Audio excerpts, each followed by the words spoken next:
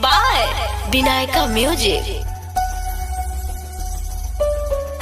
प्रेम से बोलिए सरस्वती मैया की।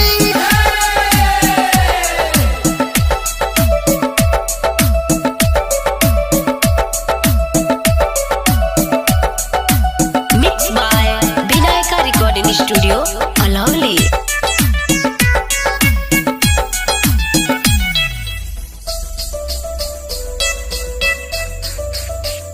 मैया छो तोय महान तोरा जानै छ जहान।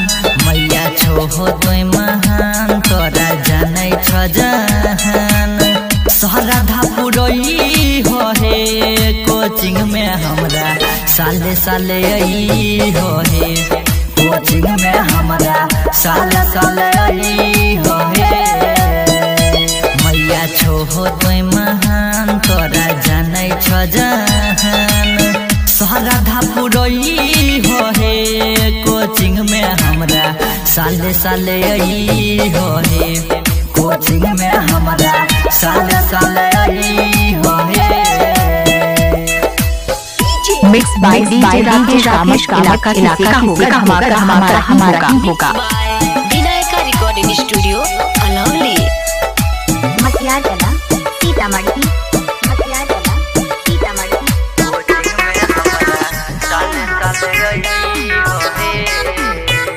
छियो नादान मैया दोहो तू ज्ञान मैया।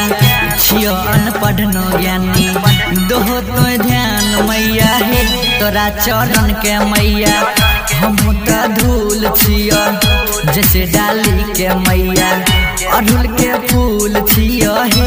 जखनी जखनी जखनी होय तो तोर विदाई हमरा आँख से आंसू आई। तनिका तोहरा से देखई हो हे कोचिंग में हमरा साले साले आई हो हे।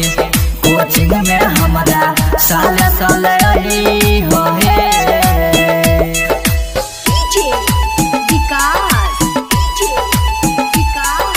Mixed by Vinayaka Recording Studio, Alawli। Matiala Sitamarhi, Matiyala Sitamarhi.